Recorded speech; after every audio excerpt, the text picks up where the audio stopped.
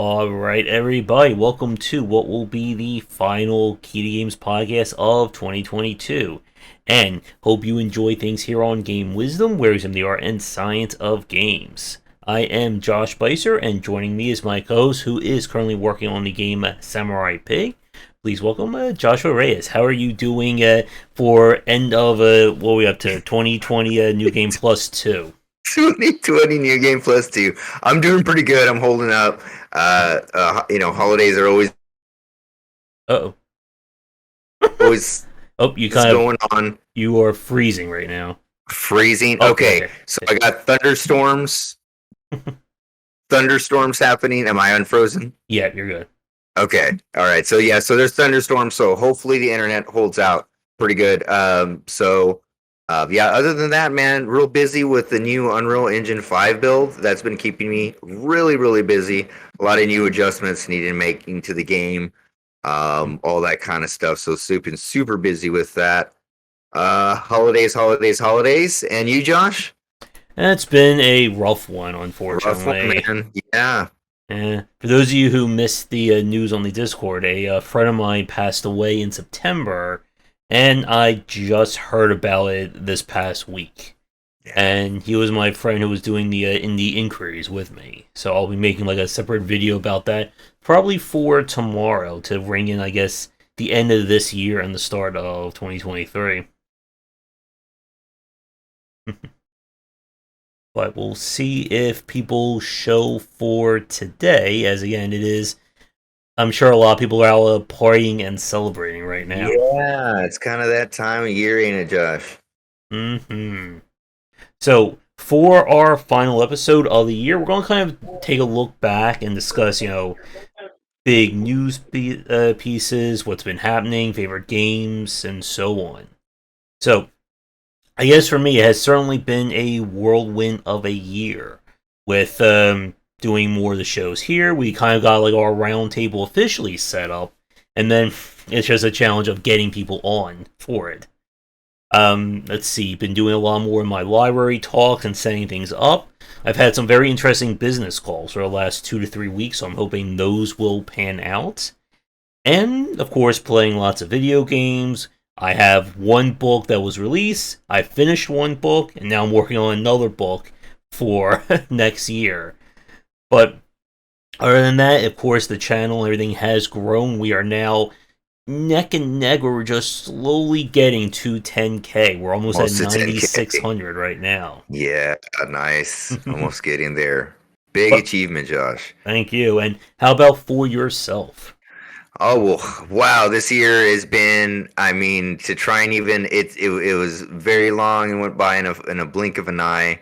Of course, working on, Samurai Pig, and then also my Shadow Project's Rooster Rampage, working on that. So actually 2 games in project and process at the same time, while also freelancing, keeping really busy, doing the podcast here and everything like that. So basically that's for the year. And then learning Unreal Engine 5 was just been an amazing task. And then starting up, the consulting side of my studio for Unreal Engine 5, actually, because it's such a complex engine. So yeah, been a year, Josh. Mm-hmm. And congratulations for your work as well. Thank you. Yeah, both to you, Josh. I mean, man, you said 2 done, right? 2 books done. Yep, one that was published and one that is coming out probably by the middle of 23. And currently already working on the 3rd. Mm-hmm. Or the 7th book in the whole King Caboodle. The third of the year and the 7th of the whole. Mm-hmm. Exactly. Good job, man. Congrats. Thank you. And I'm hoping I would like to do some more consulting for myself in terms of game design and UI UX work. So definitely, we'll see if anything pans out there. But definitely, if anybody is looking for information on that, Josh is a treasure trove of information in that regard. He's been studying it for as long as anyone that I know. Thank you. Other than that, I still have to wrap up my Best of 2022 series. It's been daily videos for like the last week and a half. I think I've got 7 or 8 more categories in me left. So it has not been a top 10 for me this year. I think we're up to what, like top 40, top 50 so far? It's hard to tell. Okay. How many categories are you doing now? Oh, let's take a look here. I I have. was checking the list earlier. Let's see. We have 3, 6, 9, 12, 15, 16, 17 categories so far. 17. Okay. Oh, dude, and there's 3 to 4 games per category, too. Good. So much more in depth than the one we watched. What was the name of Hmm. that one, Josh? The Game Awards. The Game Awards. just the Game Awards. And I showed everyone my Steam replay, and I think I scared some people with it. Only playing 960 games in 2023. I mean, Right. that's so small. Yeah. Lots of people today. Man, I can't even remember what any games that came out. And I was like, well, I have someone you should talk to. No, don't tell me. I played some. I've forgotten which ones have come out. For my resolution for 2023 is I'm keeping a spreadsheet now of all the games Spreadsheet. that I played and release. That I way I won't used have to to. do that. I used to do that, but it's just it's like so much work to curate the spreadsheet as well, and then eventually it was daunting to just keep curating it. So, Hmm. but I did have one that I kept up for years. Let's see. Other than that, we, of course, have planned for 2023 more of the roundtable discussions. Got to get more developers on. We need to get Seth back for the influential series That's as right. well. That's right. For all the influential game series, you're gonna get that. I have a feeling we'll be able to knock all those out this year. Yeah, I hope. And it also gave me the game idea for game dev wrangler. Hmm. Yeah, game dev wrangler tycoon. There you go. Let's see. So for 2022, last week we talked about some of the major events. So this time, I think we should talk about some of the major games. Our favorite, not so favorites, and so on. So it has been, it feels like 20 years since Elden Ring came out in terms of the discourse and all that. The So I have my own thoughts on it, but for you, now that the dust has settled, what did you like ultimately end up thinking for Elden Ring? I probably should really like sit back and parse my thoughts on it more, but ultimately, I left feeling not so. I think it was just the type of game like I believe you said it once. Like if you got all the script, the special powers, and you're just playing like a crazy wild build, and it's just over the top, everything Dark Souls, all every Souls game wrapped into one. And if you look at it in that way, then yeah, it's interesting and fun. But to me, it just doesn't really stack up in the realm of Soulsborne's game. It is amazing. I love what it did. So I love what it did. I love that it made like it really made people in the game industry question things about themselves and about the way things are made and the way they've been doing things for so long. That I love, and I really love that it did that. It's like no quest markers, no floating icons and UIs. So I like that it really turned things on its heads. People want to play a very difficult game with no hand holding. It's strange. So I did like that. Where it lands to me, the overall, still, Bloodborne is number one, and I'm actually going to put it lower than I'd really believe I'd ever put it, probably toward the bottom of the list. Uh, just because they had a really good team and they worked so long at it and they there's probably very little turnover in that studio. Miyazaki's Hmm. at the helm, and so the directions usually probably very always going in a normal direction. There's not a lot of turmoil going on, and so the code base is always good, and all that stuff is going forward. And this is just like the pinnacle of like their development capabilities, as far as the pinnacle of their game development skills. Hmm. I don't think it's the pinnacle of that yet. I'm not. To me, Bloodborne is kind of still almost like the pinnacle. Like it's like their apex. I'll say apex of their design. Hmm. And and Elden Ring is just, it's just a really good conglomeration of all of their skills together. But it's just it's more like, it almost feels like a fan fiction sometimes, a fanfic of Dark Souls. Like if someone got the IP and did a fanfic on it a little bit. Josh, where did you end up landing on it? I Mm-hmm. think around the same a little. Mm-hmm. Yeah, I think for me, and I always say this, that even a bad From Software game is still, Yeah, miles above other games in, released that year. indeed, indeed. So for me, ultimately, I think I'm in that same boat. That if I look at it from like an open world or a game design specific perspective, it's a fantastic game. Like it's Right. a huge space to explore. They for a studio that has never done like open world like at this scale, you know, it's kind of like when Nintendo went to Breath of the Wild. Right. That was very scary when I was reading about it. They're like, yeah, we're going open world now. Mm-hmm. And I'm like, oh no, this is could be the end of them now. But yeah, and especially they went open world and they mastered it perfectly. It's like they knew everything that it's like they just studied everything about open world design and knew what really worked in it and went Mm-hmm. forward with that. Yeah, definitely, Josh. Go ahead. Sorry. Yeah. And like even like little things, like the fact that you don't use stamina when you're out in the field and running, Yes. like these are Yes. like these little like quality of life UX things, and now I feel spoiled when we play any game where I just keep mashing, the dash button, or I just keep waiting for stamina roll. I just want to get from point A to point B. The Again, like this idea of having the different environments, like people are probably going to remember Khalid for the next few years in terms of just how much of a shock that area was. The variety of enemies, variety of locales, Yes. like it is one of those games. Like so, I think I forget who said, but it really like imagine this game was released like 15, 20 years ago before the Oh my internet, and gosh. trying to like figure it all out, or uncover some random door in a random cave that opens up this My entire dungeon. gosh, I'm gonna have a dream about that now. Just imagining it being released 15 years ago with no internet. That would be amazing. Yeah, yeah, definitely. I mean, the game is like perfect for that, And it's sad when like everything's already cracked for you, and that but I'm sure there's mysteries that they tucked away that they'll be hard to find. And their guys are genius. They're geniuses there. Mm-hmm.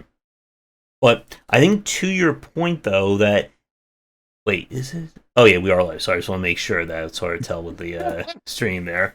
But like to your point, that if I were to grade like as a Souls like, specifically Yeah, putting it next to the likes of Bloodborne and Dark Souls, it doesn't feel as great to play. And I think a yeah, lot of that comes from them trying to balance an open world with multiple builds with, completely non-linear progression in terms of, okay, you can't just go over here and collect and upgrade your sword. You have to go find one of the various mines. So, and I think this is the game, and I said this in my review, that has just really sullied me on having a kind of limited resource for upgrades. As in, if I go to an area and I farm it all out, then I can't upgrade another weapon. Like I would much, I think, rather have it like I complete an area, now I can upgrade all my weapons to +3. I complete another yes. area, now I can upgrade all my weapons to +4. And I think it's like that same kind of thing we see from a lot of like party based or squad based RPGs as well. That I don't want to waste time or feel like I'm punished that if I invest in this character or this weapon, then I'm screwed if I want to try something else. It breaks the ability to experiment. It makes people feel paranoid, scared, Mm-hmm. afraid to experiment with builds.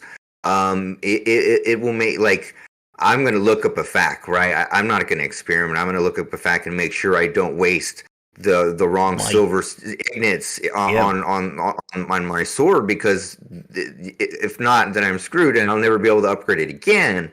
And Mm-hmm. so yeah, so that for sure it should be like you said, because that has usually I've almost been turned off from games where I've invested so much in upgrading one perk in the Mm-hmm. build, and it breaks my build, it doesn't work, and then I'm like, well, now I can't upgrade it. That I gotta restart the game.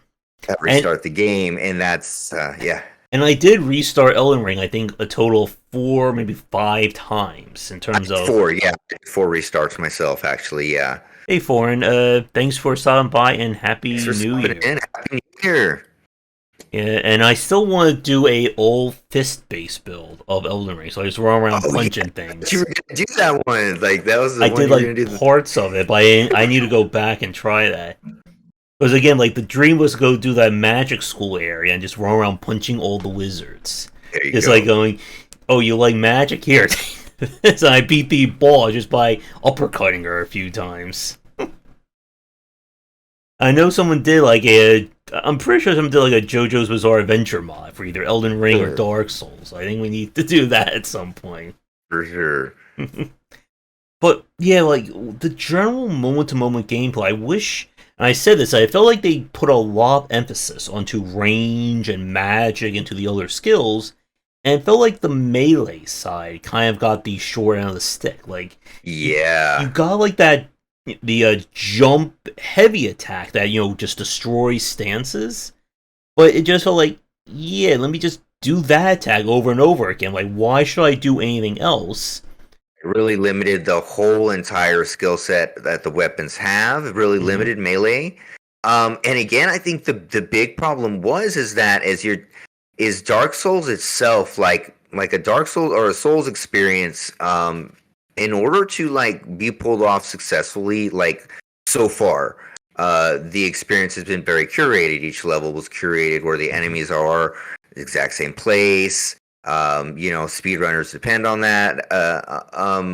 And so this being an open world with like enemies that patrol and enemies that move and things can be in different places and you can go in vastly crazy different orders, right? And so I think that it suffered terribly from like being from balancing, right? That like you were saying, the open world.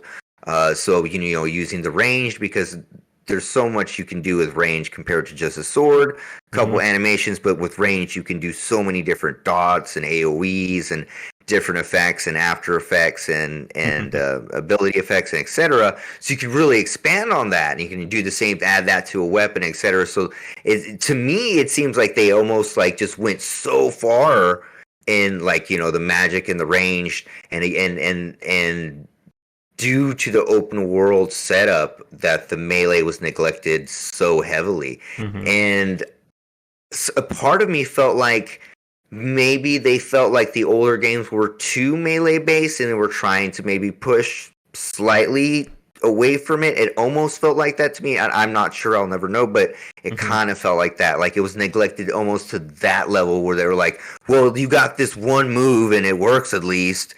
And Mm-hmm. the heavy one.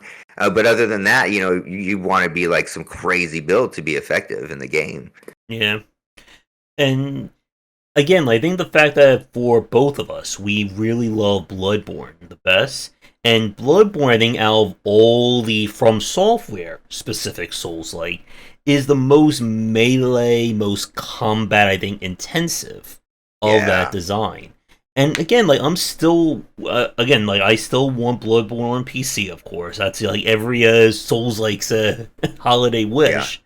But I also want to see more with like the idea of either like the trick weapons, or I want like a greater sense of like combining the melees. Because one of the things that we see, like one limitations of the Soul system is that it's not like a case of if I want to have a sword, I want to have an axe, that I can swing them as like as one kind of setup. It's I use my sword animation, now I use my axe animation. Like it's very canned. It's very it's Or you not. or It's you could go clunky. combo axe into Yeah, sword. I want to see. I think more. I guess more complexity of movement and More melee. dynamic, yeah, more dynamic, complex melee Yeah. because like Bloodborne was like they had that down like really good. I don't know if you did any PvP, but like that was some of the most like invigorating like PvP due to like the trick weapons and the ability to like change within that animation set, right? Like you're not locked down to, okay, I'm doing my heavy swing now, switching my weapon. Yeah, and I Okay. love that you can attack, use the trick weapon button to transition to the other version, attack with that, and then transition back to the It's other one, almost in like one combo string. right.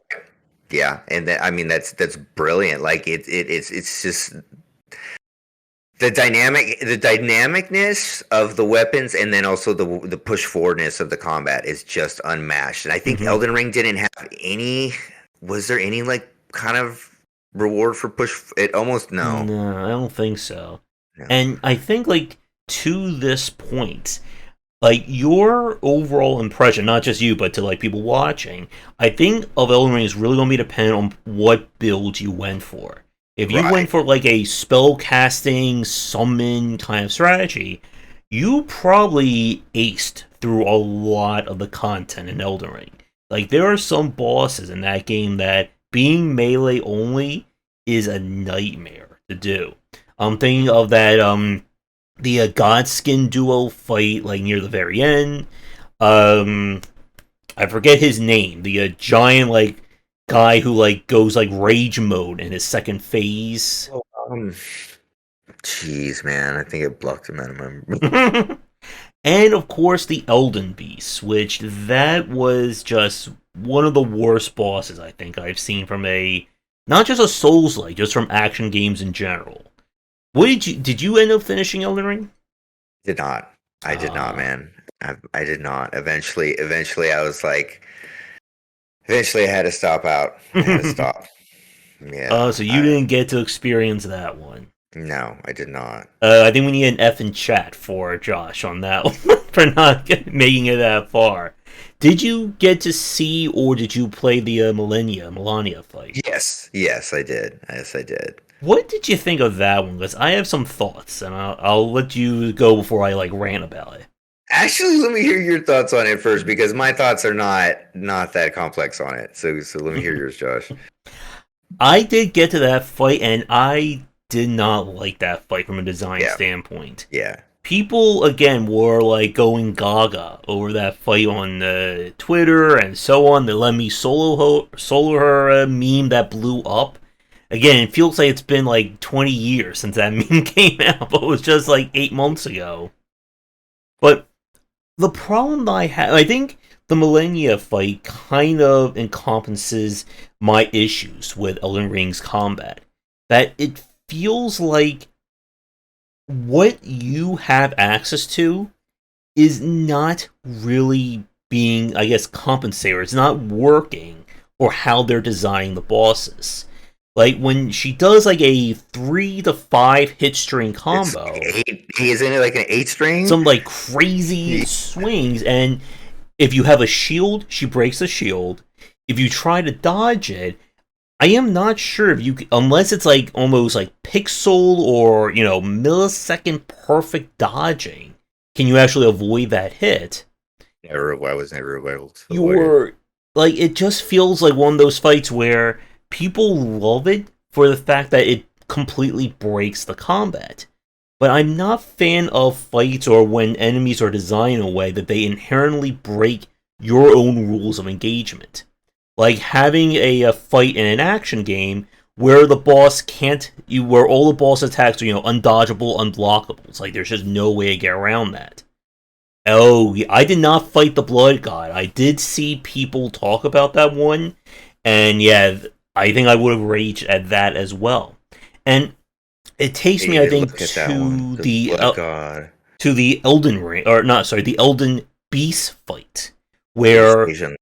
Hey Vince, don't give me an F, man. Come on, man. the Elden Beast boss is just atrocious to fight in melee because he teleports like 50 feet away from you each time. You I don't felt have like your you weren't horse. supposed to play like melee. I was like, "What are they punishing me for being like playing with a Yeah. giant bat?" I don't understand. Yeah. Yeah, it's Elden Beast walking sim and then laser light show, fireworks spectacular. And I said this, like the only reason I managed to beat that fight was I kind of broke the AI. I got him stuck in a pattern where he was always doing his kind of Okay. close medium swipe. So he wasn't doing like the lasers and the teleporting, and I just beat him like one time, like no hit. It was incredibly easy. But that was after like 7, 8 tries of, oh, here come the lasers, and then the rings you have to jump across, and then the homing lights. And it's just like, what are you supposed to do in Melee? Like, and this goes back to the point we were just saying that it felt like the game was punishing you in a lot of cases for only engaging with its melee combat. And again, if a game wants to give you different options, melee, range, summons, ice magic, fire magic, whatever, that's fine. But you don't want to inherently punish like a specific style. You want every style to work. And as Right. a very funny coincidence, I'm at the point in my RPG book where I'm talking about asymmetrical balance. And the point about asymmetry is that every option should have a moment in the sun. It shouldn't be, oh, I only use a sword.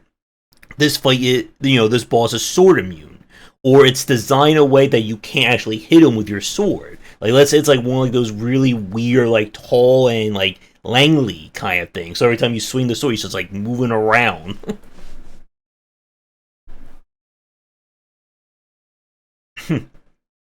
And with a lot of the bosses, it just felt very annoying to try and engage with them. And of course, you can break that game. I've watched speedrunners. I Yeah, saw.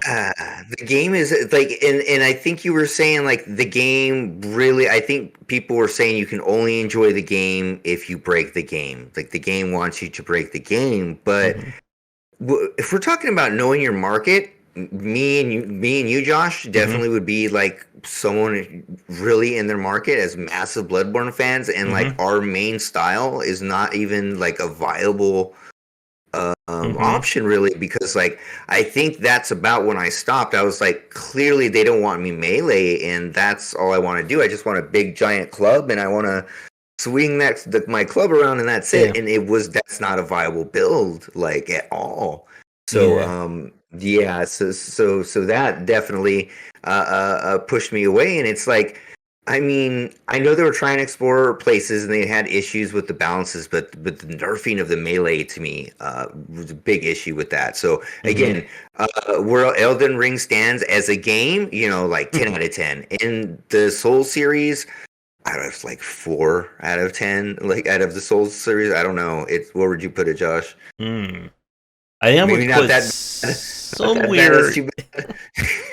somewhere around I think where Dark Souls 2 is in terms Yeah, of that DS2 kind of is. design. Yeah, around DS2.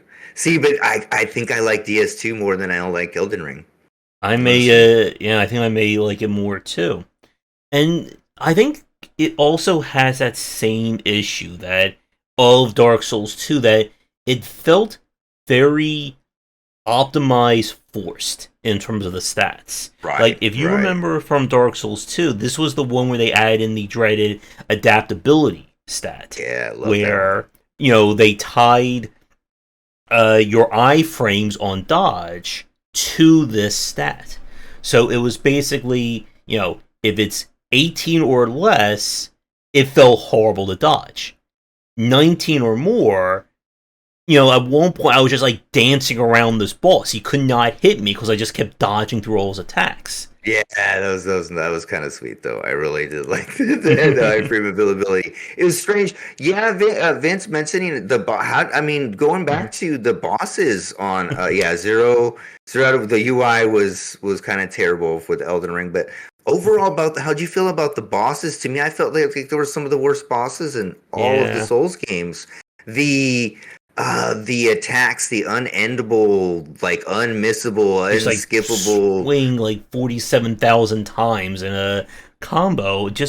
And then you had a lot of like 2-on-1 fights. And this is when, again, like this goes back to the point.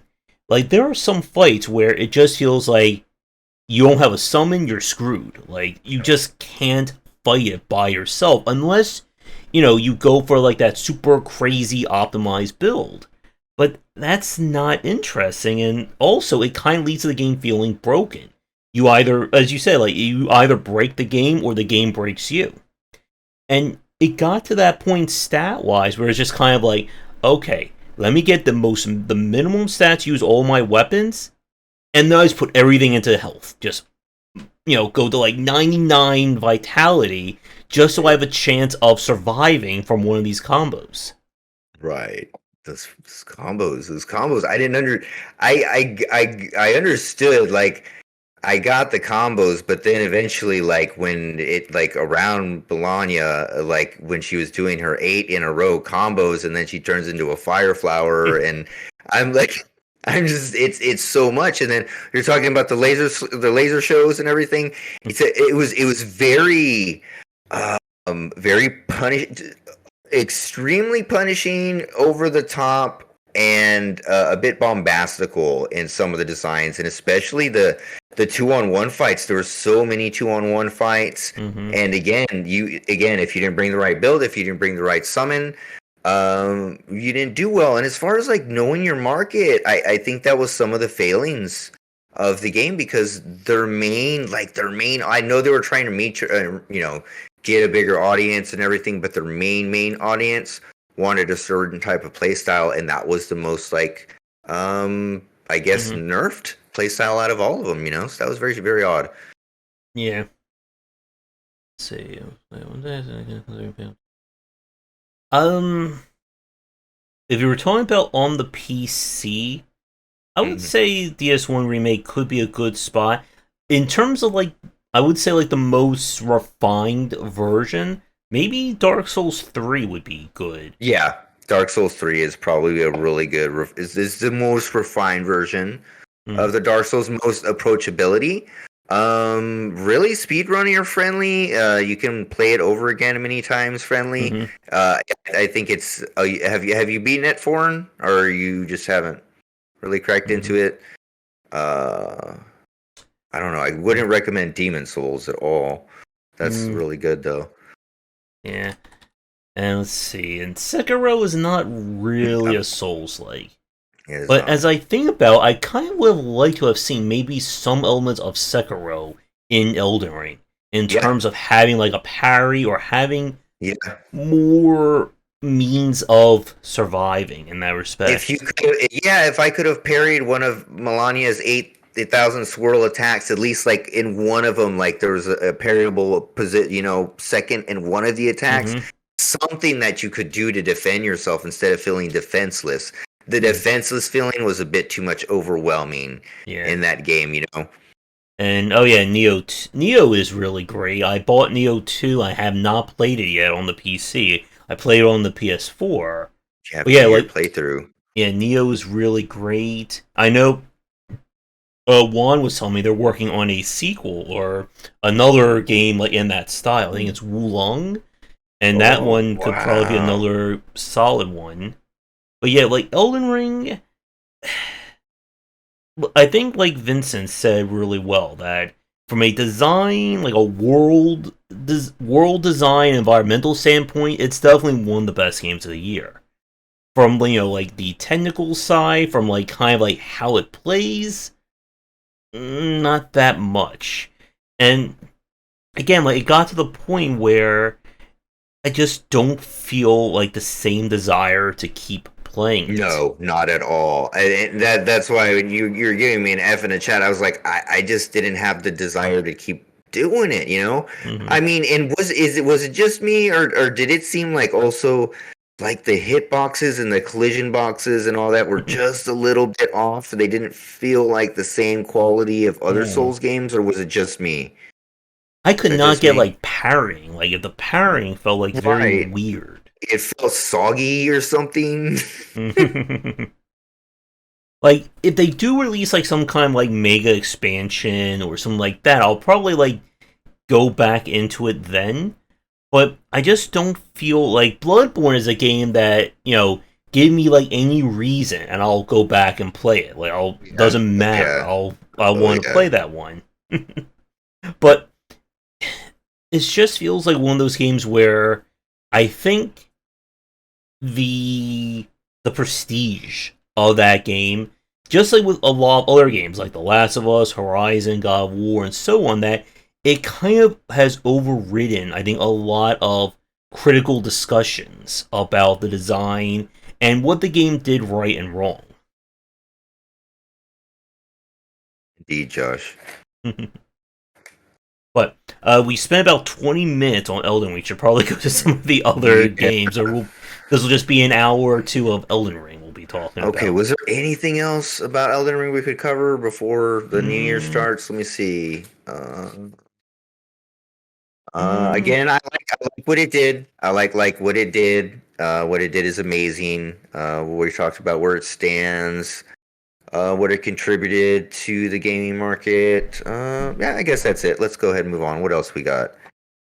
let's see. Oh, the Blizzard. other big Blizzard. game. What was that? Blizzard. Oh, yeah, and Blizzard. And we could probably talk about Blizzard a little bit. So I have not played a Blizzard game in, I want to say 3, 4 years. I don't remember the Okay. last time I logged on to Diablo 3. But yeah, like Uh, it has certainly yeah. been like we were to talk like 3 years ago, we were all kind of talking about what the heck happened to BioWare with the droppings of Anthem, Mass Effect Andromeda, and kind of where they're kind of up in the air. But it seems like right now we're really kind of looking at Blizzard as what is going to happen to this studio. Yeah.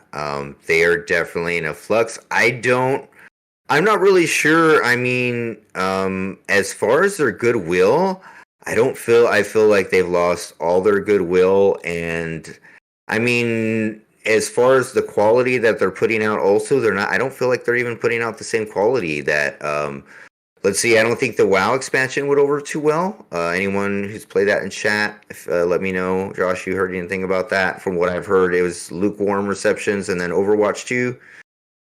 Yeah, I've been hearing nothing really Nothing. positive about Zero, Overwatch. literally nothing. I know like one person who's addicted to it, but they haven't said anything positive about it other than they're just playing it because Overwatch 1 doesn't exist anymore.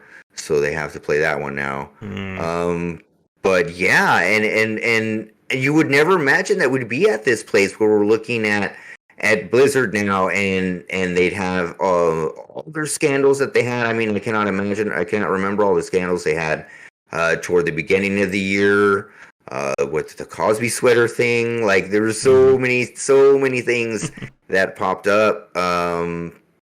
And now we're looking at the studio. I'm not sure if they'll ever recover. Josh, how do you feel about them? Yeah. Do you think they'll be able to recover? Should they recover, or is it time for them to go away Eh. off into the sunset and they've had their run? And again, it's strange to talk about this. I think like the ultimate like weirdness of the story is that Nintendo is still on top. Like Yep. when we talk about kind of like the classic studios, the ones who still kind of hold that like reverence and prestige with their games, Nintendo survives. BioWare again with Anthem, kind of like that was just like a 1-2 punch of BioWare's credibility. Then we look at Blizzard with the whole Diablo Immortal. Immortal. Everyone has phones, and now with Overwatch, and now with these sexual harassment scandals, and now with the union busting. It again, it's How one of those. excited are you about Diablo 4? What was that? How excited are you about Diablo 4? I'm in the meh category because again, I haven't seen any real gameplay. They had that, Yeah. the trailer and the singer on stage during the Game Yes. Awards, but Yes. I just don't know. And I think to Vincent's point, I think that is definitely true. That if Diablo 4 goes over like a lead balloon, I think we That's can it. kind of put the nail in the coffin Yeah. for Diablo 4. I don't have a good feeling about Diablo 4 from what I've been hearing, especially after the way Diablo Immortal did. I really feel that they are going to listen to the money, listen to the holders of the boards and the stockholders, and that's where it's going to go. And gameplay is not going to be, like at the forefront. The players and the consumers are not going to be at the forefront, so I do not have high hopes, and I think that's going to be the final hurrah. It How might many? be a really good game. It still might play really good because there's good devs that are still working there, but Mhm. the exterior trappings and how it's all built and everything. Because I mean, Diablo Immortal played really nice. Actually, I was like, wow, this really Yeah. kind of plays well. Like, But how so many thousands did you spend on Diablo Immortal? well, I spelled zero. I spent actually zero.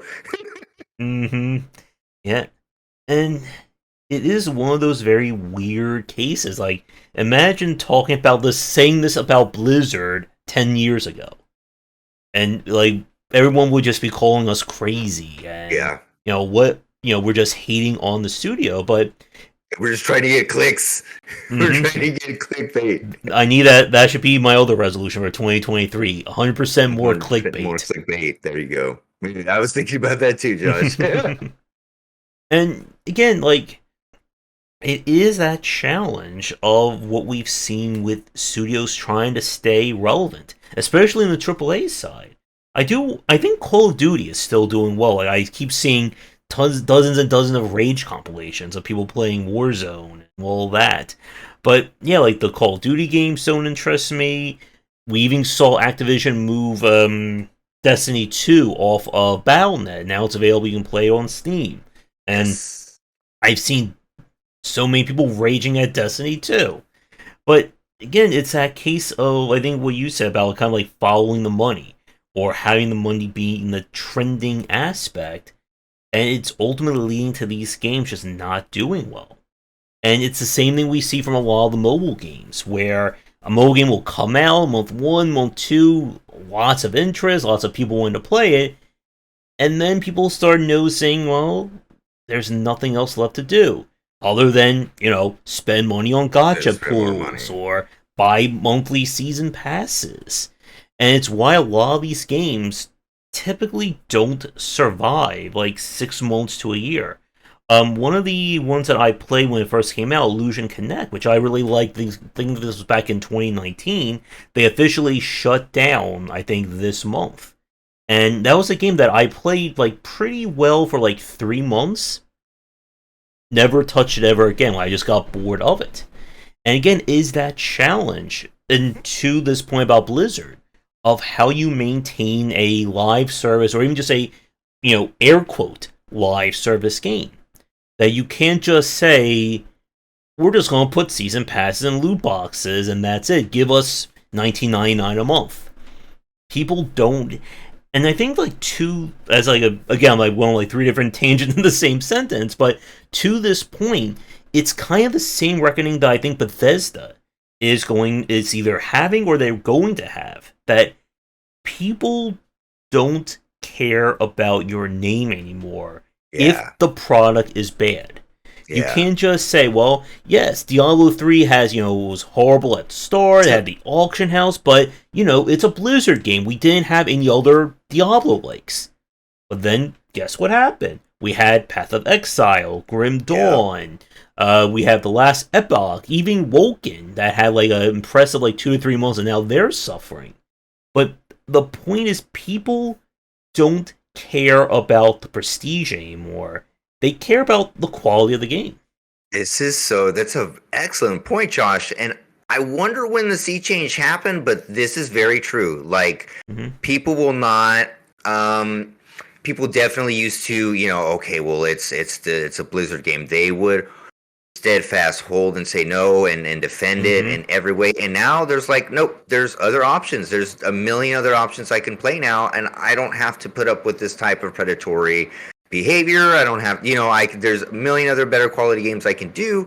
And so while it does hold clout, right? It'll give you clout and get Mm-hmm. you recognition and maybe get some people in the door.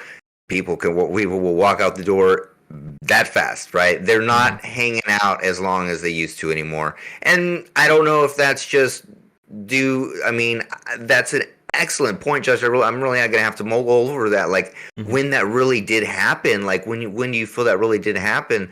But yeah, I mean, that doesn't hold weight anymore. No one's gonna hang around just because it's Diablo 4. they're gonna go play Path of Exile, the expansion, or something Hmm. else. You know. Yeah, and I forget where I read this from, but it's definitely that clash between like the consumer and the critic side. Because the critics, they'll declare a Diablo game, God of War, Horizon, whatever, as these fantastic bastions of games. But then the consumer's like, yeah, I played for like 40 minutes or an hour. Mhm. Like, how much do these games actually stick in the consumer's eyes? And again, we can turn to the indie space. People still talk about Hades, Disco Elysium, Celeste, Stardew. Mhm. We got, Mhm. again, like the Hades 2 reveal, which is probably the most shocking thing Yeah. out of the Game Awards. But to your point, I would say, I think that maybe in like the last 3, 4 years, I think we've seen again the fact that people still, I think, disrespect the indie space, which is entirely wrong. Like, you cannot discount indie devs anymore. When we No. saw the outer, what was it, the Outer Worlds or the Outer Wilds? I forget which one was the indie game and which one was the one from Obsidian. That I think it was the Outer Wilds was the indie one. That it no one even heard about that game before it came out, and everyone couldn't shut up about the Outer Worlds. It's the latest game from Obsidian. It's going to be this amazing RPG, and it got knocked the heck out by the other game. And we look at stuff like Celeste, and even if the Game Awards doesn't really acknowledge the independent space, people like you and I, a lot of content creators, prefer indie games because again, it's that idea of if we're going to play a game, we either want it to be super duper polished, like a diamond sheen Hmm. over, no bugs, no issues, or we want the super experimental, unique game, that game that Exactly. we're not going to find anywhere else. Again, who else is making a game like Inscription? Or a game like what was it, Cavity Busters or Revita, or again, just close your eyes and pick any of the games on my 600, yeah, award. I need 600 games there Uh, for sure, definitely. I was going to say Signalis. Signalis is a Signalis. game that I did not hear anything about up until the release. Like, I played the demo, I liked it, but no one was really like, there weren't a lot of murmurs about it. It came out and has been continuously winning nominations and awards from the people who played it. And the fact that it did not make it to Best Indie on the Game Awards is, this year's version of Library of Runa getting snubbed last year for Best Soundtrack for me. Yeah, it was Outer Wilds. Was by Annapurna Okay, Interactives, so that and was then the. yeah, and then Outer Worlds was the blah blah blah, the one by Mhm. Yep, and to Alien. Draken's point, don't forget the new award of the year, AAA Triple Independent. A independent. I was gonna Josh my joke that I was working on this morning. I was like, and my award for Triple A independent goes to Vampire Survivors. Mm-hmm. And to again this point about Blizzard and this kind of like falling out of you know the prestige side, it is going to, I think, be a serious reckoning for a lot of AAA studios that I have not heard. Like again, like critics can't stop talking about like The Last of Us 2, or you've seen like those Mm, interviews of The Last of Us HBO show where they're saying it's going to be like the greatest story of all time. yeah, But again, the consumer but it's does a good not story. give a damn about that. And again, it's that kind of dichotomy or that the difference between like the critic and the consumer side. But there are still a lot of consumers out there who their biggest story trend is Mario saving Peach from Yeah, Bowser. yeah. My wife this morning, she was like, talking about movies or something. She was like, the movies that the critics they say this movie's a Hmm. 5 out of 5. I don't like those ones. I usually like the ones that are they don't rate very high, and it's like that the difference between the critics and the consumers is very vast, right? Like you Hmm. said, to them, Peach and Mario, that's all they need. Real simple, Peach and Bowser, real simple, but yeah, so there is a big difference between that. And she was just, and it's like what and to whose comment about Stray being a cop out, and that's kind of like along those lines is it felt like they just felt like that's the best looking indie game they could put out there. But again, like you and me pointed out, or like you and I pointed out, that it probably did better sales than all of them combined. Vampire Survivors did, Hmm. and so anyway, Yep. And like I haven't watched a lot of movies this year either because I've gotten tired of the same like formulas. I think same. the only two I've actually have seen, I think I've been watching Is that right? Glass Onion, which is on Netflix. I did watch that RRR that everyone keeps talking about. Hmm. I might be forced to watch The Last of Us just to see, Mm, but I literally have watched nothing. Yeah, I haven't watched let anything me know because what you this. do like a hate watch of it. You can stream that. Yeah, I was trying to watch of it. But it is, I think, again, that good parallel to the idea. Another thing I think a lot of critics and people talk about is kind of like Marvelization of a lot of movies. That a lot of movies are trying to ape Marvel in terms of Yeah, their structure, in terms of their style. And it's, I think, the very same thing that the AAA space has been kind of trying to do. Everyone's trying to make another Last of Us. Or they're trying to make this very, soul searching, you know, I can't think of the word I want to use, like homework moment kind of game. Like we saw God of War becoming, it's not just about the combat anymore, it's about the feelings of Kratos. But then when we feelings. play these games, it just feels like I think to the point when I talked with the other Josh or the other Josh I had cast with, where he said like a lot of games feel like their rough edges have been smoothed out, and it kind of there's nothing being replaced for that. Like I don't care about Kratos' emotional arc if I'm being frustrated by the control scheme or how limited the combat is. Just like if you can't have me feel emotionally invested in a story where you can't have the character say, I don't want to kill anyone, and then the very next gameplay is us going around stealth killing everyone. Exactly. Tomb Raider. Mm-hmm.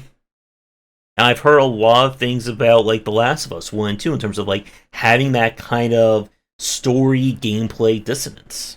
Yeah, it is very bad in The Last of Us because I can't remember the story too well, but it's like you're cradling a baby, and then the next second you're just like murdering zombies horrifically, and humans too, because I think the humans are scary. Yeah, you're actually murdering humans, not Mhm. zombies. That's Yeah. right. And like to this point, to bring this all back to like Blizzard and kind of like the failings of AAA, there's going to be that case of, and I think another thing we haven't touched on that is a trend that we've seen is that AAA developers are trying to get more money. They raise the MSRP to Yeah. $70. Yes. Yes. But here's my question: what exactly am I getting more of for that additional $10? I have not spent $60 on a Me neither. single game. Me neither. I I honestly don't Elden Ring, but I think I even got Elden Ring on sale. I got it for like maybe like I think I had 15-20% Yeah, off. 15 or $10 off, I think. Yeah. I think I waited till it was just a little bit on sale. Or it was on sale at the very beginning or something, but I did not pay full price for it, correct? And I think that's one of the things, like if you peruse YouTube, and it's gonna be like, why does gaming feel so different? It doesn't feel like it used to feel anymore. And remember when gaming used to feel more wholesome? Well, the core concept, of course, is like the capitalism, and everybody can feel it. And that's like one of the main failings and core trappings of like the AAA development. And like that's why like indie is like kind of like a savior right now and having such an amazing renaissance. It's so amazing and it's so good is because like they have the ability to pivot, be nimble, Mm-hmm. do experiment, do cool new things. And like you said, the AAA polish to the best, or something new and experimental. And guess what? You can have a super polished, super experimental thing right here for $3.99, or you could pay $60 for like Horizon and play the same thing. And Mm-hmm. it's not that hard of a decision. And again, look at the trend of Genshin Impact versus Marvel's Avengers. One was a game that had all the press, all the publicity. It had probably like, the platinum standard of IP, and it failed. It completely has failed at this point. I don't. I'm sorry to anyone who loves Marvel's Avengers or wants to cite numbers. In terms of the consumer side, it Say numbers in failed. chat. Yeah, there's another press F in chat for Marvel's Avengers. And Genshin Impact, it is still a very monetized heavy game. We could maybe at some point need to do a is it a pay to win on that one as well. But you cannot deny that Genshin Impact has made money. It has made a whole lot of money. It has cultivated its fan base really well. And it did that without needing Marvel. It did it without needing a AAA studio or, AAA budget and commercials. And again, it's that point of, do I want to spend $70 on a game that I've already played before and again and again and again? Or do I want something original for $5.99, $20, $15?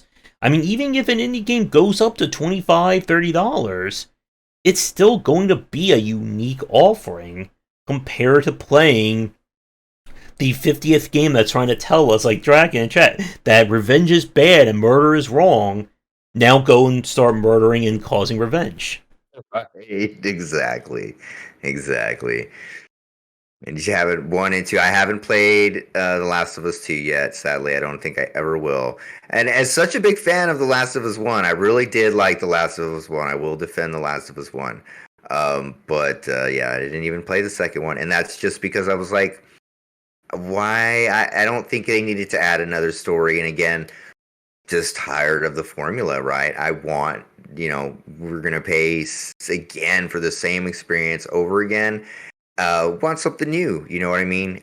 So Mm-hmm. And you were bringing up about people saying, what I'm told the good video games. You forgot the other thing people are saying, there were no good games. Where did all the video games come from this year? that's right. Only 4 games were released this year, as we all know. That's right. That's right. As I sit here, like, mulling over 900 games. But Stray, Elden Ring, God of War, and And Call of Horizon. Duty. Or, 5 games. That's it. I don't know how what you even write about, Josh. Nothing. I just padded it all out. Yeah, well, luckily the games are so padded. There's so much padding for you to just. Mm-hmm. And yeah, like, it's going to be very interesting. Like, again, we are recording this less than 6 hours away from hitting 2023, but it's going to be very interesting to see what the trends are going to be for next year. Because if you remember, 2021 was considered the good year of the game industry. There were so many amazing games released. Everyone was talking about, there's great game after great game, and there's still people say 2022 had nothing coming out. Yeah. So the trend is usually, 1 year on, 1 year off. Right. So 2023, I think, is going to be like kind of like a make it or break it for the AAA space.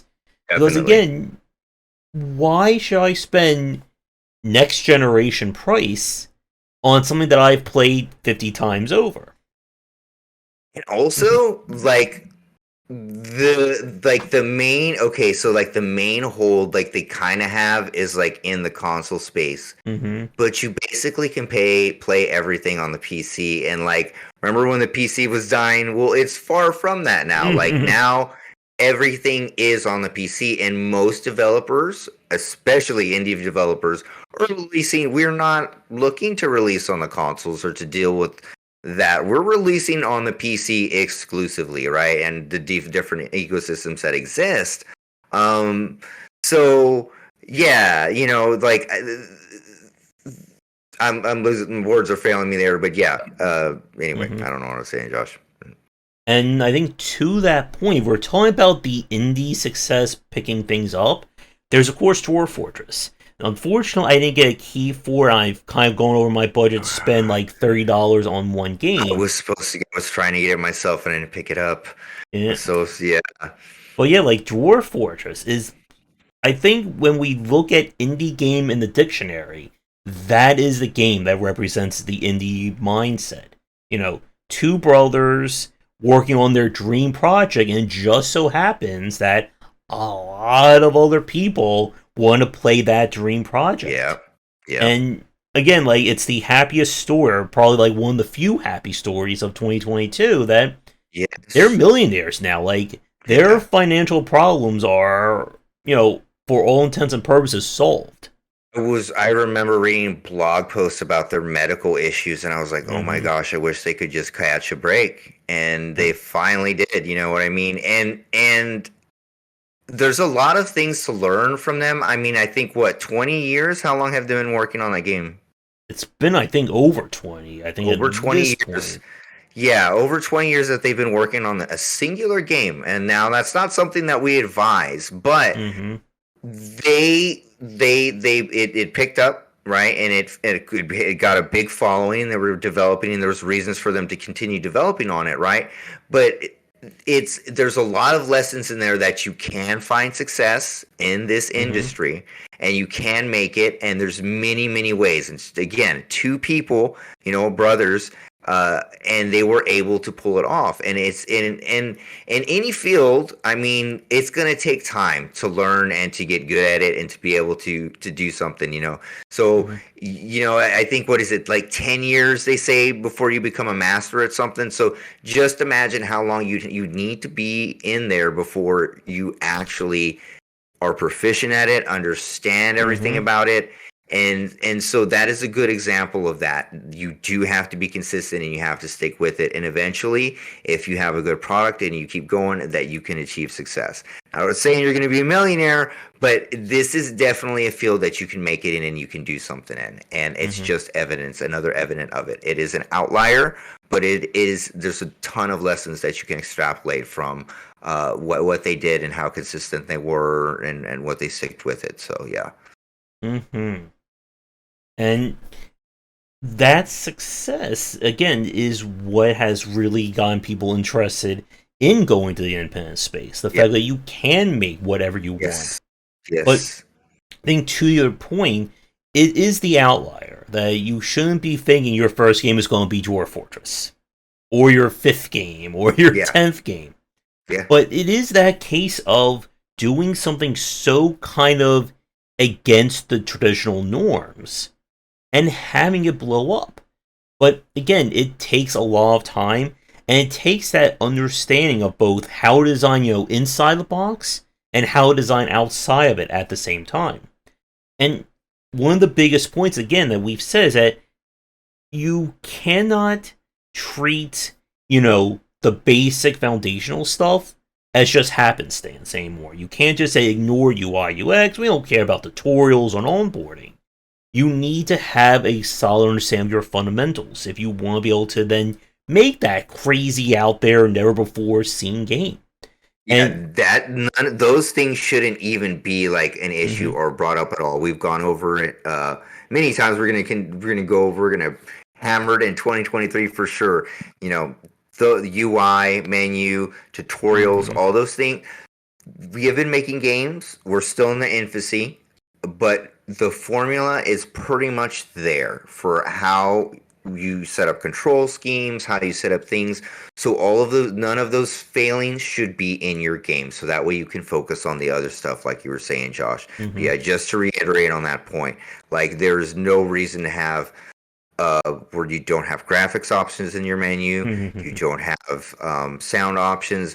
All those things are there. And remember, if you have trouble, if you yourself cannot find it. They exist there out there already for your engine that you're looking at. You know what I mean? Focus on the other things. Don't reinvent the wheel. Don't try and make your own menu system if you don't understand it. Get some Mm-hmm. API, and so that way you can move on to the more important things such as gameplay, core gameplay loops, the pillars of your design, etc. Those things are just there that need to be there. Those are things that exist, um, and don't Mm-hmm. even, like, you just check and make sure they're there, but it's not like, oh, hey, he has sound sliders, cool. No, you have to have your sound sliders. You're not So getting bonus points for having a volume exactly, slider. there's no bonus points. Yeah. Only demerits. You're only getting demerits if you're missing it. There's no, you're Mm-hmm. no one. No, I don't think I've ever seen. I haven't seen a streamer. It's probably been like maybe 20 years or 15 years since I've seen someone say, "Whoa, this guy has this in the menu." Other than that, it's like they don't have this in the menu. Uninstalling. So Mm-hmm. Yep, and to Draken's comment, yeah, like the whole controversy surrounding Bayonetta 3, that was another very fun period right oh there. yes, yes. What else was I going to say? Yeah, and I think, again, like, as to your point about getting the fundamentals done and then doing something else, people don't want to play the same games anymore. And I've played a lot of just okay games in the platformer and RPG category this year. And I was talking with Ratsail about this. We were playing that game, Chain Echoes. The other night, it was kind of like a 16-bit JRPG. And it looked really nice. It played well, Nice. but it was that kind of like, okay, what else you got? Wow. Yeah. Like, okay, it's a 16-bit RPG, but guess what? I've played all these other 16-bit RPGs. And again, it's that challenge of, and we said this on an earlier show this year, that your goal isn't to copy another design or to make a game the same genre. Your goal is to take that in a new direction, take it in a step above or to the side of it. Because I don't want to play 15 different Final Fantasy sixes. One of my games I really like was Fear and Hunger 2, which is, as far away from a AAA RPG as one game could humanly get. Yeah. And I heard like similar things about that. Oh, what was the name of it? The one that was kind of like Fire Emblem, Wargroove. That to people who really like the Fire Emblem style, Wargroove was really great. But it was again that case of, okay, it's like Fire Emblem. Now what?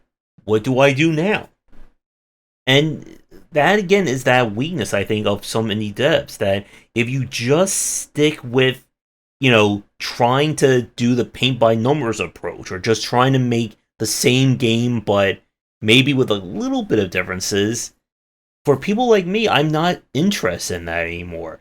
I don't want to play 20 different Souls likes that all feel like jankier versions of the Dark Souls. Exactly. And that's the thing is that, jankier versions, right? It's like each game is going to be jankier. You've played the official most polished version of it, and it's in the devs seem to fall. I think it's like we're falling into a trap of like creating a game that we wanted to play or some type of homage, and Mm-hmm. leaning more into that instead of focusing on, again, how can we step to the right, how can we step to the left, what can we add to it, Mm-hmm. extracting what we like about the game and then adding Mm-hmm. additional parts to it. Because again, what we like about the game is not playing Final Fantasy VI for the 20th time. That's not what we're in for. What can we do differently? And that's the things that we should be focusing on. So again, like a lot of the core simple mechanics, if you're doing in a genre like that, should already be covered. But we need to you need to be concentrating where can you expand on and think outside of the box, but also Mm-hmm. in the box at the same time. Very, very difficult, but that's where we need to be headed, because again, no one wants to play the same game over and over again. I don't, Josh, and you don't. So I mean, and most consumers don't either. We don't have the time. And so Mm-hmm. again, it also shows lack of respect, like a little bit of lack of respect for the gamer's time. Like, hey, here's just my version, whatever. It kind of shows like a little lack of thought on what exactly are you bringing to the table that's different, that's going to want people to play it again. So you're not really like even focusing on the market, what you're doing, so etc. Yep. And it's the games again that do something different, that really resonate, but still understand that at the end of the day, it's supposed to be a game that people are going to play Yeah. that ultimately have succeeded really well. And again, if with Dwarf Fortress, a lot of what I think people are coming to the game now for are the UI UX and the quality of life improvements. The fact Yes. that there's literally graphics now, it's not Mm-hmm. just ASCII code.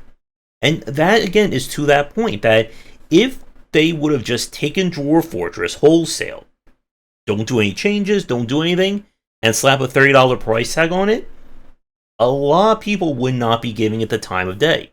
Of course, the hardcore fans, and like we said with a lot of discussions, hardcore fans, they will buy the game yes, no matter what issues are with it. That's not how you cultivate a market. That's not how you build a product that you intend to build a business around. Exactly, Josh. Indeed. And to the point about Blizzard, it's why we're seeing this reckoning of Blizzard and BioWare and the AAA side. That the fans feel like they have been burnt. So if you lose your hardcore fans and you're not bringing in any new people, That's it. who's who's left to evangelize your game? Yeah, yeah. So like we were saying previously, like this is gonna be we're gonna find out when it's coming out this year, Diablo 4. Maybe. Okay, so this will be the year. I think if we're gonna be talking about trends, we're gonna see what this really the make or break for AAA. We're gonna see what they're gonna do if they're really gonna lean into capitalism as much as they can and just forget about new experiences in core gameplay and maybe cannibalize indie as much as they can. And then we're definitely going to see a ton of AI um, created games in many forms and fashions. Mm-hmm. I'm not sure how or what that's going to look like, but definitely all of the tools are in place for the devs and solo devs to do that. Hopefully it's going to lead to like we've discussed before about instead of creating the rubber for the tires, we'll actually have just vehicles to put in, and we can start designing the narratives and other stuff instead of deciding what type of rubber and what type of sounds the tires are going to make and etc.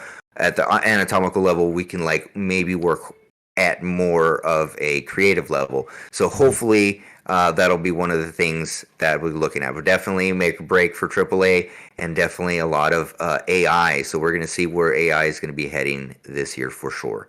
This is Mm-hmm. going to be the year. It is in the hands of every dev. I literally have the ability right now to create GPT-3 text, 3D models, concept art, audio, all that from prompts, from being a prompt engineer. So yeah, so it's all the devs have that ability now. So we're gonna see where it goes, and hopefully it's for the better, and it kind of eliminates a lot of the tedious stuff of the sausage making in game dev. Mm-hmm. And when we can see indie games evangelize and fix the current state of gaming, because if it continues that way and we believe and we believe that AAA is the only one releasing games and that's the only thing, we need a lot more game wisdom in our life for sure, Josh. Mm-hmm. Yep. And I think to what you said a few minutes ago about we have to get away from the foundational stuff being a major part of the process. We need to make that as simple and as clear cut as possible. A developer should not be spending 3 years of development just on making sure their UI works, or Yeah, that their game has volume sliders, or yeah, that again it's not using the Unity stock, options menu. Like if we can yeah, get to the point where, like, imagine if you could get all that done within a month. Like if yeah, the tools and the functionality are there to make it as easy as possible, And again, that would also cut down not only on development time, but on the budget.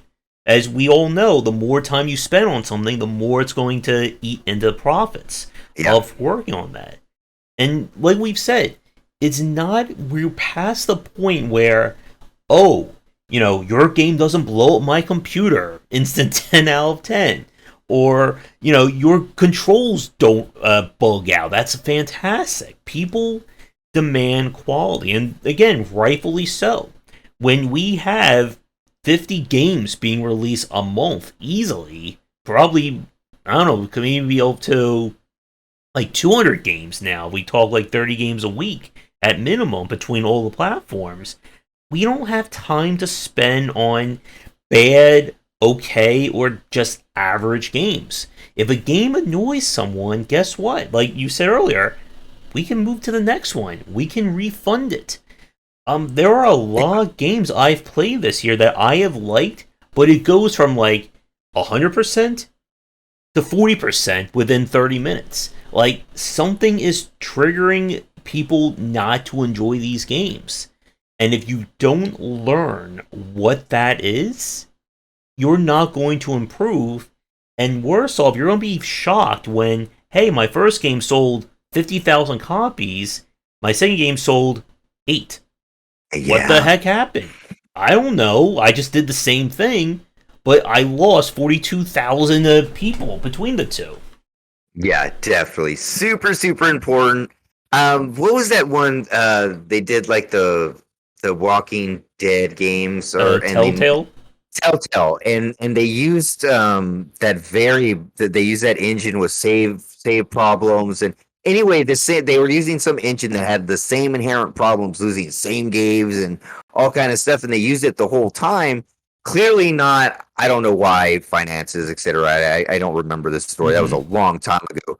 But the thing is that at least like 2 games in, if you're having save file corruptions, you should probably get to that if you have a narrative driven game that's actually based on like save files continuing. Mm-hmm. Uh, right. So like definitely always be learning and from each game, and each game should be leading to the next game, right? In some form or fashion. And then and if that's the cohesiveness of your team, your workflow, your creativity, your networking, everything should be moving forward and not stagnating and not resting on your laurels at all. Mm-hmm. Oh, if you remember the story behind Anthem, and BioWare just struggling with the Frostbite engine. And Yes, Frostbite. we hear this story a lot of developers of these games where the game may have turned out good or okay, but they could have had years of problems with engines, problems with Yes. the design. And I think what we've learned over the last like 4 or 5 years is that that should not be the norm. A success is not releasing a game with all these issues. The success is, releasing a game and not having to crunch, or not having to worry about your engine breaking, or spending 5, 6 years trying to figure out what engine we want to use and then having to learn it. Right. Yeah, definitely, Josh. The learning curve, like I'm going through that right now, like switching from Unreal Engine 4 to Unreal Engine 5. Mm-hmm. And while it's not a major significant difference, it's enough to slow you down, right? Mm-hmm. It's enough to if you're running, 40 miles an hour, it definitely took you down to like 10 or 15, like because there's so much more that you need to learn. And so like you throw a team at here, learn Frostbite and that could be overwhelming. I've actually seen some of Frostbite and Mm-hmm. Last of Us also, like I know they talked about like how hard it was to animate things in the Mm-hmm. game, right? Like when animating keyframes and things like that are an issue, we're not working on the game, we're solving technical issues. And that's like And to that point, it's an idea of celebrating, yay, this game's fantastic, and also broke every developer and made right, them want to quit the industry. they And all quit, they're divorced now. I mean, yeah, and that's like another reckoning I think we are going to need to have, that we need to stop celebrating games that have horrible or mismanaged development cycles. Yeah, Yes. you release a game, but if you pissed off and completely alienate everyone in your employment, now they're not going to work with you anymore. Yeah, it's great that game sold and it got 9s out of 10s, but should we really celebrate that as a fantastic game in the industry? Not at all. And like I said, I want us to understand, we want to study game design, we want to understand how games are Mm-hmm. made, we want to understand everything behind it, critically analyze it. And one of the main things is that there's a human cost and toll to this whole endeavor, that Mm-hmm. this amazing art and magic that we're doing, right? And so we got to be aware of that, the human cost that is going on. And there's no reason that like Rockstar should be like crunching their workers to Mm-hmm. death, underpaying QA, just doing all these wild things, when like this is one of the most right now, it's one of the most celebrated art forms like on earth, right? I mean, I'm trying to Mm-hmm. think of like what what what people participate more in, other than it's on their phones. It's everywhere. Mm-hmm. People are playing video games more than they're watching movies, I would believe. I just, the market is so massive right now. So Mm-hmm. Yep, and to Temple's comment there, I just looked up, played up, and it actually looks like a fantastic game that I had no idea about. And again, it brings to this point that uh, people oh, can tear down, yes, do tear down. fantastic things with limitations. That you don't need a $5 million budget to make a fantastic game. And at the end of the day, as we've said, a video game is meant to be played. If your game doesn't play well, nothing else you really do is going to matter from the consumer standpoint. And like we said, it goes back to that point earlier about the kind of contradiction between the consumer and the critic side. I don't care if critics say that The Last of Us 2 is the best game of the year or God of War Ragnarok is. When I look at these games, they just don't look interesting to play. They don't look enjoyable to actually interact with. Right, it's the same formula done over and over. The marvelization, is that Mm-hmm. what you were calling it? Yeah, Yeah. I feel like it's the marvelization of the game formula via capitalism, and it's so evident and easy to see. And if I'm looking at Temple Island's favorite games, none of those look like, maybe one of them's a triple independent indie, but Mm-hmm. I think all of them are indie games, right? Yep. My name Rumble's not. Is Rumble?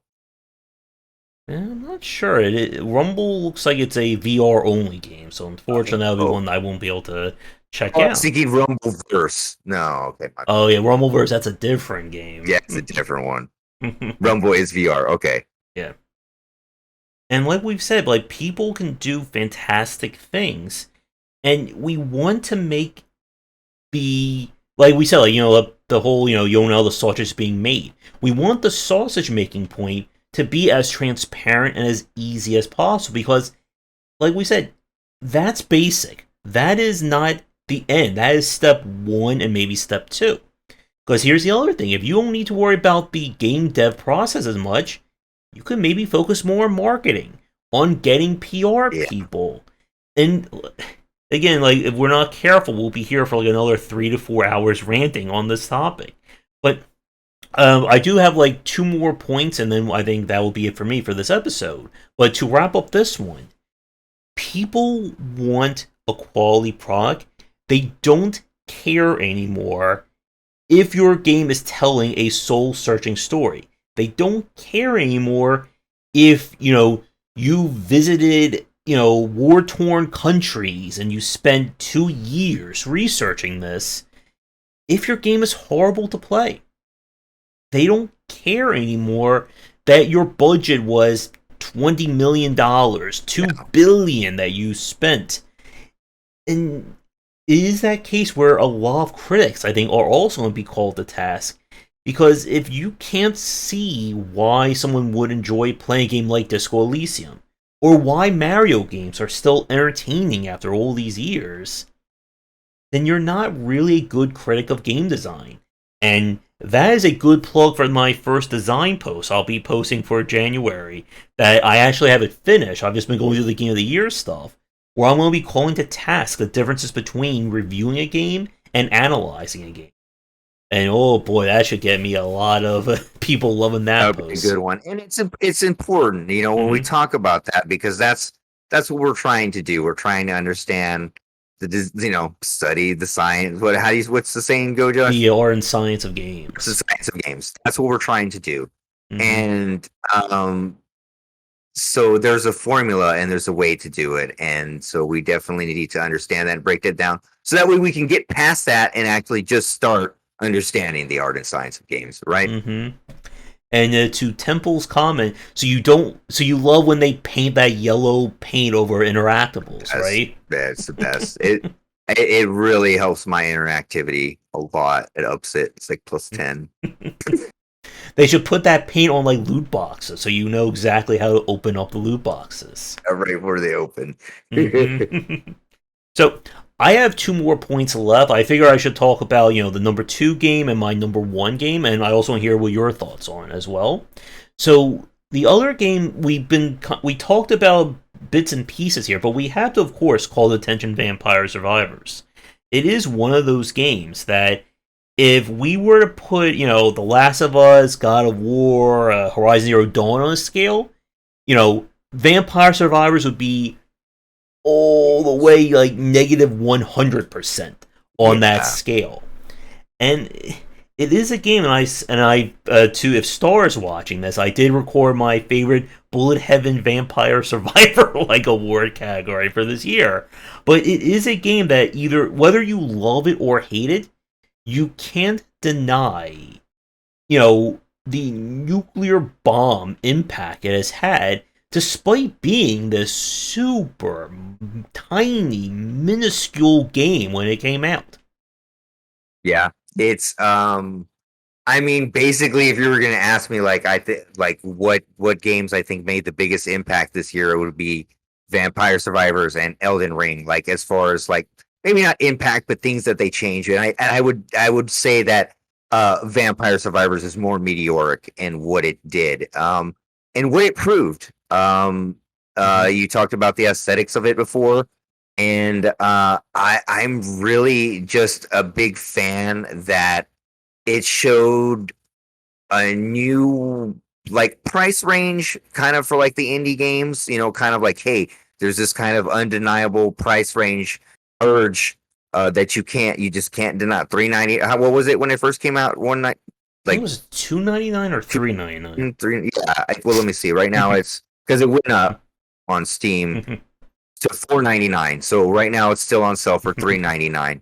So I mean that's like a price you can't say no to. And then of course the core gameplay loop, Yep. showing that the core gameplay loop can be a juggernaut, weighing in at what? How many thousands of reviews? Jeez, 165,000 overwhelmingly positive reviews. So that's just showing you how much just a good core gameplay loop works, and some good aesthetics, that it still holds up and it can just, get the tar feathers out of AAA. Like, it's just as good. Yep, and I mean it had an expansion at the galling price of $1.99. It's on sale It's for $1.79. If the what was that 11 cents is too much for you, there you go. But it's that, and I've said this as well. Like I think it really represents like the evolution of the idle genre. That it is a Yes. game that you can spend as much or as little focus, or I should say, like attention on it, and you'll still get an experience. Very It, zen like experience. and like people have said, like the developer has like background in like the mobile and like gambling space industry, and I mean you can definitely tell that this was a game design as like that perfect kind of encapsulation of a short form game. It is literally 30 minutes long. It's 15 minutes if you play it at times two speed, but it is an enjoyable 30 minutes of play.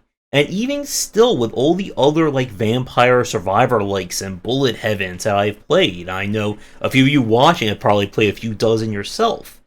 They still haven't matched, I think, perfectly capture what Vampire Survivors did in terms of its UX. Not even close. And I think that goes back to his background in there, Mm-hmm. in the mobile space. You can really tell. I think that's what it is. One of the things that sets it apart is the UI and the UX, um, because it really does have like a kind of mobile feel, but not too much. So that might be one of the reasons why. Mm-hmm. It straddles that line Yeah, really well. really well. Yeah, And I don't get the gross mobile feeling, but I still feel like I'm playing a solid indie PC game, but it's just right on that line. Perfect. mm-hmm. And like we've said, like you can hate this game. That is perfectly reasonable for you, but you cannot deny like this is, 2022's version of a Disco Elysium, a Slay the Spire, even something like Stardew Valley. That it has changed the landscape. And a lot of people, I think, are going to take notice of what that game did. Now, whether or not they're able to capitalize on it or even beat it someday, hands up in the air on that one. Yeah, and what I really loved is the games that you noted there. There's really no nothing in the AAA space that has made that kind of impact in gaming at all. Mm-hmm. I could probably honestly say, Josh, I don't think there's anything off the top of my head that has been innovative or changed anything or veered off from the same path that capital that AAA is always doing. Mm-hmm. So, I think with that, the final point then for me, I guess we should probably at least mention, number one game. So, this will be, I guess, spoiler for people watching this live. Although, if you're watching this recorded, I hope it will be up by now. So, since I have like a whole thing and video and stuff on, I'm gonna let you go first. So, what was your game of the year of 2022? Well, we were just talking about it, and honestly, Vampire Survivors for me is my game of the year. I'm not. Was it released this year? Does it count? Did it still count? I'm pretty sure it If came out this year. I yeah, hope it yeah, did, because it's it, on. Yeah, I hope it did. Yeah, I'm just not sure about time, but just to me, as far as like the marketing, the price range, just all the different impacts that it affected in gaming and in indie space, and how much of a juggernaut it's been, it hands down. It's Vampire Survivors.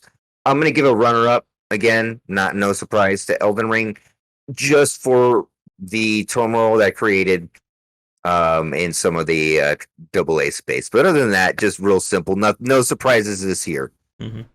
It was released in 20, or it came out of early access in 2022. Dear God, was released in 2021? I thought this all Yes. came out in 2022. Yeah, Oh my see, God. that's what I thought. Okay, I was playing in 2021. That's what I thought. My goodness. I have no concept of years anymore. Wasn't it That's just like 1987 the other day? it really was 1987. Good year. 20, no, 2022 felt like it's like 18 months long at this point for me. Oh man. So my number one game, which should come as no surprise, I've talked about it constantly, is Ast Libra Revision. That's Libra. Definitely a quintessential indie game. Like developers spent 15 years working on it, on and off. Wow. All the music is like open source, yet it still like fits like with this game. It is one of those games that you're either all in or all out for it. But I played it all the way to the true ending. It just kept going, and it has issues. Like it is definitely not the most approachable game. It is very awkward at some places, some major difficulty spikes. And again, I made the stupid mistake to play on the second highest difficulty. I did not play it on impossible, but I think I still hated myself enough to play it on what was it, hell difficulty. Which yes, hell is hell for that game. But it is one of those games that it could not have come from like another studio, or the AAA space would have never have done something like it. And so many systems of play. it adds an action roguelike at like for the last 3 hours and turns into that just because it ends and then it keeps going kind of thing. And again, like I hope it doesn't take 15 years for a sequel to it, but just a fantastic game. Like again, it's like the perfect like if Library of Runa was like the perfect game for me of 2021, then Ask the Liberal Revision was the perfect game for me for 2022. I have a demo right now, so if anybody's watching and they're interested, the demo is available for you to try out. And if you do decide to play it, you should at least give it an hour because the first 20 minutes is it's like the first 15-20 minutes is just a cutscene. Like it will start with a story for 15 to 20 minutes. You can skip it if you want. But yeah, it's like one of those like 80s stories where oh, we thought we beat the bad guy. But no, this was the bad guy all along. Then we spent 10 hours doing this. Then we beat them, but no, there's a bad guy. Now we have to do it like that. It's giving me ActRaiser vibes, this little bit. It's kind of like the old like Wonders of Yeast, like that kind of like 2D action Oh, RPG style to it. okay. Oh, this looks okay. Nice. Yeah, downloading demo now. Let me know what you think of it. And yeah, like the music in this game, like it's all like open source, so like none of it's like from like the developer or from an actual like composer who was hired. But like there's some great songs in that one. What was it? Chapter 6, I think, had like one of my like favorite songs that's still stuck in my head. Yeah, but still, it's again a game that it perfectly encompasses the indie space. That it is not for everyone. It is full of rough edges. But if it works for you, you are going to love that game. Yeah, Valheim. That was 2021. That was 21. mm. Valheim feels like it's Golly. been out for like 8 years, right? Oh, it does. It feels like it's been out for 8 years. Don't have a game of the year myself. Yeah, so this year, yeah, and one of the reasons that people felt like there wasn't like a lot of again, this we're just after effects of the pandemic. So a lot of the gold was in the indie scene. I didn't play any video games this Yeah. year. I don't know what is a video game. I didn't play them. I still need to go back and play Sakuna. I bought that on Epic. I have not touched it.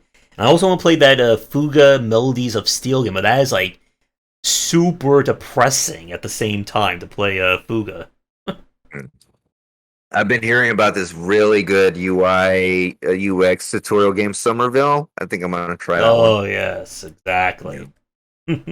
Maybe you could try out Vampire Survivors. No one's ever talked about that one. I haven't heard that one either. Maybe it's pretty cheap though, so I think I could give it a try, Josh. hmm I'm waiting for someone. I'm waiting for BioWare to do like the $60 version of Vampire Survivors, or maybe Naughty Dog. They could do play Vampire Survivors, and then you have to have a cutscene about how depressing it is to murder things. Is it wrong to murder as we watch 10,000 things die in like an orgy of lights? I love it. I love it. Yeah, let's see Naughty Dog's take on Vampire Survivors. So I guess the final point then is any games you are very excited about to play in 2023. Jeez, I am not excited. There's really no games that I'm excited for right now. Just kind of waiting and seeing. I'm more excited to see where the indie space is going and what the devs are doing. But Josh, what are you looking for? My big three are probably going to be seeing more of Oh, Cultic. hey, when's Hades coming out? I think it's in 2023, Okay, possibly. and Hades. Really looking forward to Hades. hmm Let's see. Cultic, I really want to Cultic. see more of. I think Ultra Kill will hit 1.0 in 2023. Gloomwood, be kind of like immersive sim thief-like. Like if that Oh one yes, does get yes. released, that will definitely be like easy top contender there. There we go, Gloomwood. Hades 2, as you mentioned. Armored Core 6, if it is due out in 2023, I'm definitely excited about that one. Um, and the one that I'm probably the most interested in is a Limbus company, and that is the next game from Project Moon, who did Library of Ruina, and they're trying to make a gotcha puzzle match 3 emotionally driven combat intensive game. So I'm sure it will be nothing like anything else on the market, and I am just completely curious about how that is going to turn out. Maybe like the real twist will be they'll pay you to open up all the gotchas. Maybe that'll be how they'll go outside the box. Here, we'll give you Finally, $5. Do a 10 pull. finally, Josh.